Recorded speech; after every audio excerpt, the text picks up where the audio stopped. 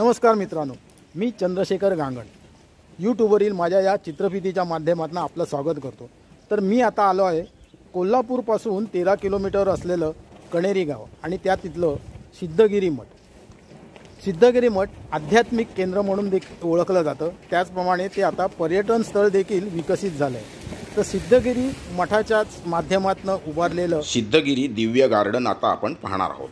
दिव्यगिरी garden बघण्यासाठी आणि museum बघण्यासाठी 200 रुपयेचं तिकीट आहे। तिकीट काढून झालं आहे, 200 रुपये तिकीट आहे आणि ह्या 200 रुपये तिकिटीमध्ये दिव्य गार्डन आणि ग्रामीण जीवन संग्रहालय हे त्याला पाहता येतं। तर आपण प्रथम गार्डन पाहू आणि मग नंतर म्युझियम। तोपर्यंत हे तिकीट आपल्याला जपून ठेवायचं आहे, कारण म्युझियम इथून जरा लांब आहे।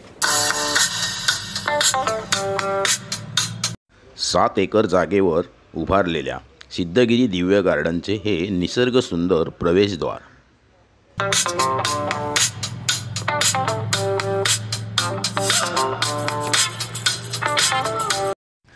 गार्डनमधील पायवाटेच्या दोन्ही बाजूला फुलझाडांची केलेली सुंदर रचनेतून आपण पुढे चालत आलो की आपल्याला डाव्या बाजूला ब्रह्मा, विष्णू आणि महेश यांच्या आकर्षक मूर्तींच्या बाजूला केलेली झाडांची सुंदर रचना आपलं लक्ष वेधून घेतं।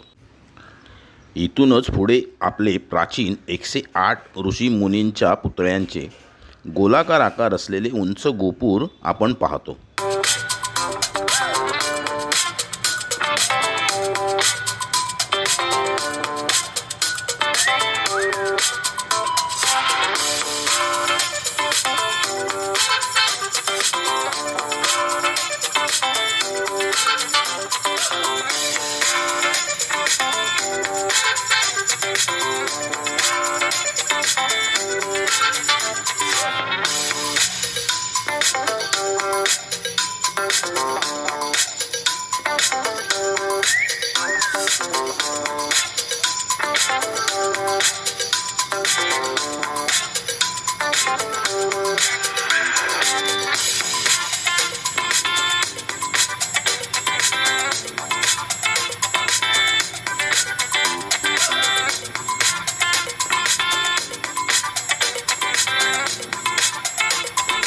आपण आकाशात सप्तर्षी हे नक्षत्र पाहतो। हे सप्तर्षी म्हणजे 7 ऋषींचा समूह। कश्यप, वशिष्ठ, अत्री, विश्वामित्र, गौतम, जमदग्नी, भारद्वाज हे 7 ऋषी वैदिक धर्माचे संरक्षक मानले जातात। भारतीय खगोलशास्त्रात आकाशातील सप्तर्षी या नक्षत्राला या ऋषींचे प्रतिनिधित्व करणारे मानले जातात।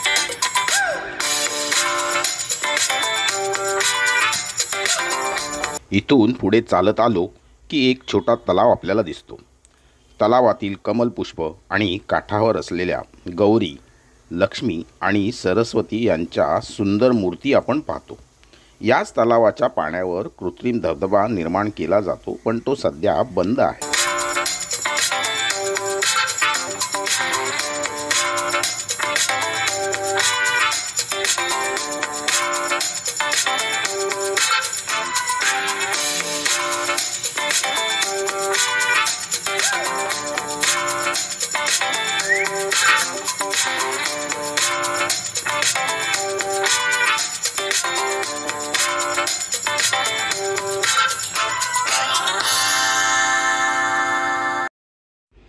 या कॅक्टस गार्डनमध्ये आपल्याला अनेक प्रकारचे कॅक्टस पाहायला मिळतात। या कॅक्टस गार्डनमध्ये विषारी कॅक्टस देखील आहेत। आपण केव्हा या गार्डनमध्ये आलात तर येथील कोणत्याही कॅक्टसच्या रोपांना हात लावू नये।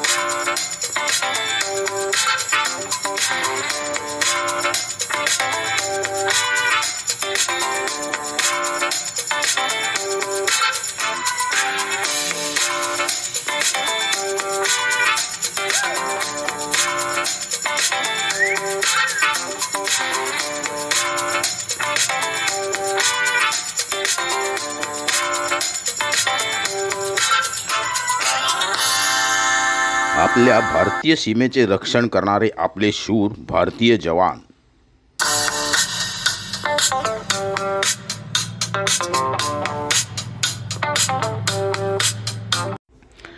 एका छताखाली नांदणारे भारतातील विविध धर्म आणि त्यांचे पेहराव, सुंदर फुलझाडांच्या सजावटीच्या मधोमध आकर्षक पद्धतीने मांडलेल्या मूर्त्या आपल्याला या ठिकाणी पाहावयास मिळतात.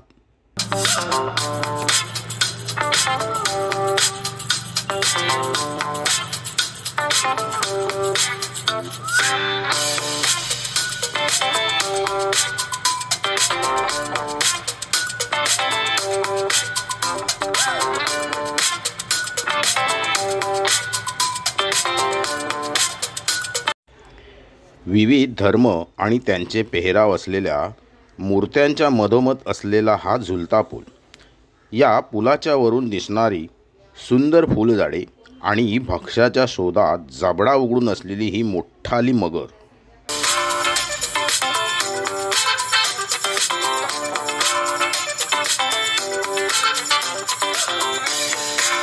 मोठ्या खोडाच्या आकाराचं बांधकाम असलेल्या या भागात छोट्या ट्रेनच्या सहाय्याने आपण जंगल सफारीचा अनुभव घेऊ शकतो.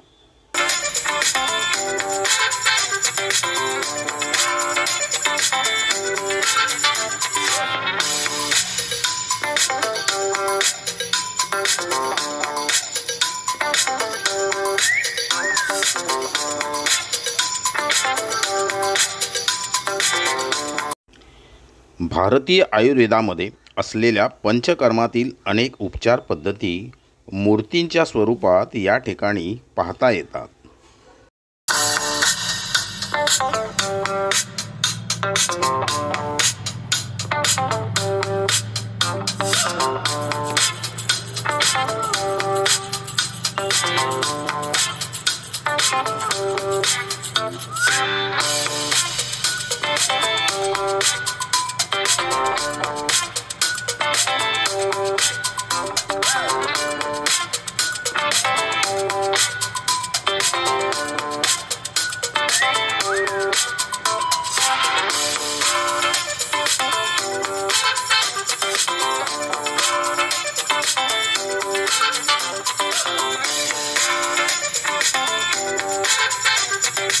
अनेक वनस्पती आणि फुलझाडांनी आकर्षित पद्धतीने सुशोभित केलेली मांडणी, वनस्पतीने सजवलेले प्रतिकात्मक पुतळे पाहताना आपल्या प्राचीन भारतीय संस्कृती व नैसर्गिक सौंदर्याचा दिव्य अनुभव आपल्याला हे गार्डन पाहताना मिळतो. मित्रांनो, आपण सिद्धगिरी मठाचं सुंदर गार्डन पाहिलं. आता आपण पाहणार आहोत म्युझियम. चला, येत आहे ना. सिद्धगिरी संग्रहालयाचे हे प्रवेशद्वार. या ठिकाणी आपण काढलेलं तिकीट दाखवलं की आपल्याला संग्रहालयात प्रवेश करता येतो. प्रवेशद्वारावरील ब्रह्मलीन परमपूज्य श्री काळसिद्धेश्वर स्वामींचं आशीर्वाद घेऊन आपण संग्रहालयात प्रवेश करतो. 10 एकरावर पसरलेल्या या संग्रहालयाचे 3 विभाग असून पहिल्या विभागात बंदिस्त अशा गुहेसारख्या भागात प्राचीन भारतातील महान ऋषी आणि शास्त्रज्ञ यांचे कोरीव पुतळे, त्यांची नावे, त्यांची विद्या आणि त्यांचे योगदान याची सामान्य माणसाला ठाऊक नसलेली माहिती आपल्याला मिळते.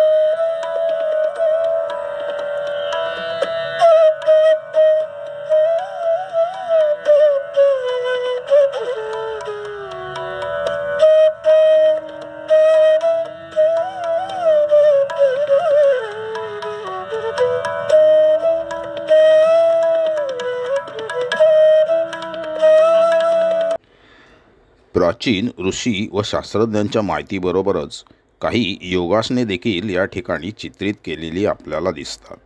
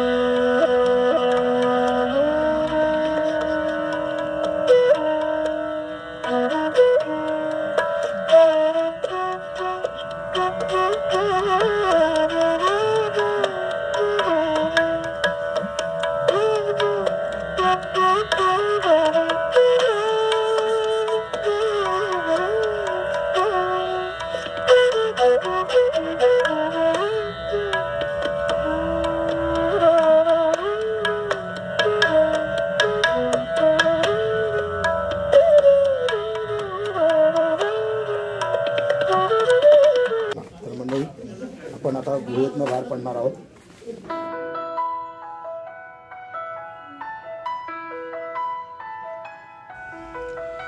संग्रहालयाचा हा दुसरा विभाग. या विभागात ग्रामीण जीवनाचं दर्शन आपल्याला होतं. दोन्ही बाजूला दिसणारे हिरवीगार शेते आणि त्यात काम करणाऱ्या माणसांची हुबेहूब वाटणारी प्रतिकृती. धान्याची पेरणी ते अगदी धान्य घरात येईपर्यंतच्या सर्व प्रक्रिया. त्याचप्रमाणे शेतामध्ये बैल, गाय, म्हशी या जनावरांचा असणारा वावर आणि विहिरीवरून पाणी भरून आणणारी मंडळी. लगोरी, सूरपारंब्या, लंगडी यांचे प्रत्यक्ष दर्शन या प्रतिकृतीमध्ये जिवंत वाटावे इतक्या बारकाईने टिपलेले आहे.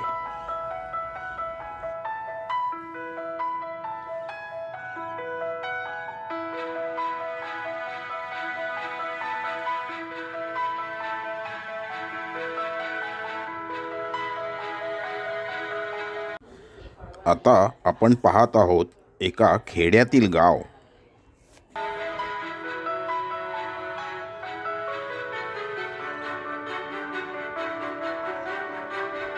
गावातील देऊळ, शाळा, चावडी आणि गावातील लोकांचं दैनंदिन कामकाज म्हणजेच 12 बलुतेदार, त्यांच्या व्यवसायावरून पडणाऱ्या त्यांच्या जाती, कोष्टी, कुंभार, चांभार, नावी, लोहार, शिंपी यासह पिंगळा, वासुदेव यांची शिल्पे त्या जीवनशैलीचे दर्शन येथील शिल्पांमध्ये आपण पाहतो. त्याचबरोबर वतनदाराचा वाडा, पाटलाचा वाडा, शिंप्याचे घर यांच्या अगदी हुबेहूब प्रतिकृती आपण पाहतो. यातूनच आपल्याला एका ग्रामीण गावातील लोकांच्या जीवनाचं दर्शन होतं.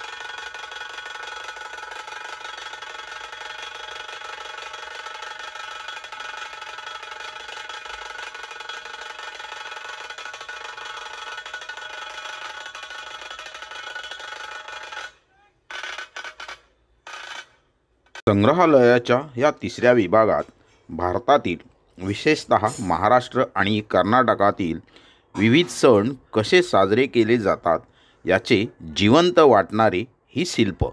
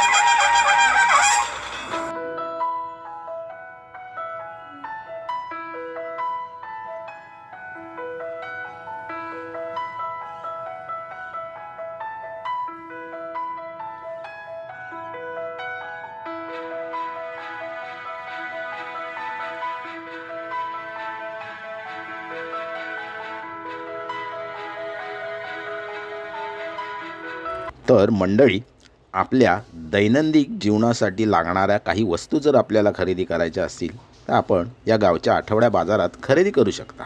तर हा आहे गावातील आठवडा बाजार. आठवडा बाजार म्हणजेच विशिष्ट दिवशी आणि ठराविकच ठिकाणी भरणारा बाजार, जेथे विक्रेते आपला माल आणून दिवसभर दुकाने लावतात आणि संध्याकाळी बंद करतात. ग्रामीण भागातील अनेक लोकांसाठी हा एक महत्त्वाचा आर्थिक आधार असतो, जिथे शेतमाल, किराणा माल, कपडे आणि इतर दैनंदिन वस्तूंची खरेदी विक्री होते. गावच्या ठिकाणी कायमस्वरूपी दुकाने अनेकांना परवडणारी नसतात. तिथे अनेक छोटे छोटे व्यापारी व शेतकरी आणि कारागीर आपला माल विकून स्वयंरोजगार मिळवतात.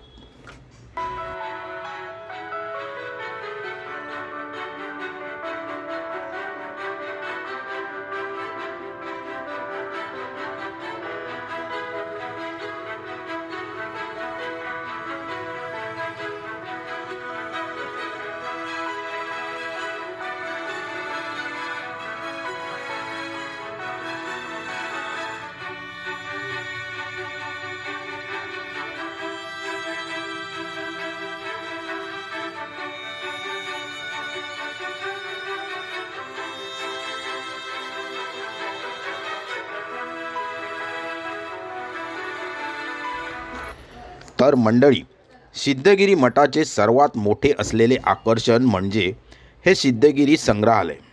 हे बंदिस्त आणि खुले असलेले संग्रहालय प्राचीन आणि गेल्या 100 किंवा 200 वर्षापूर्वीच्या ग्रामीण जीवनाचे दर्शन आपल्याला घडवते. सिद्धगिरी संग्रहालय महाराष्ट्र राज्यातील सर्वात लोकप्रिय पर्यटकांचे आकर्षण ठरले आहे. सिद्धगिरी मठाचे 49वे मठाधिपती परमपूज्य श्री अदृश्य स्वामींनी समाजातील गरीब वर्गांसाठी अत्याधुनिक आरोग्य सेवा सुविधांसह रुग्णालय असावे असे त्यांचे ध्येय होते. या उदात्त कार्यासाठी निधी उभारणे हे एक कठीण काम होते. त्यानुसार स्वामीजींनी आरोग्य सेवा सुविधेच्या आर्थिक गरजा पूर्ण करण्यासाठी संग्रहालय बांधण्याची एक कल्पना मांडली. परिणामी 2007मध्ये भारतीय गावांच्या जुन्या परंपरांचे जतन करण्याच्या दृष्टीने संग्रहालयाची स्थापना करण्यात आली.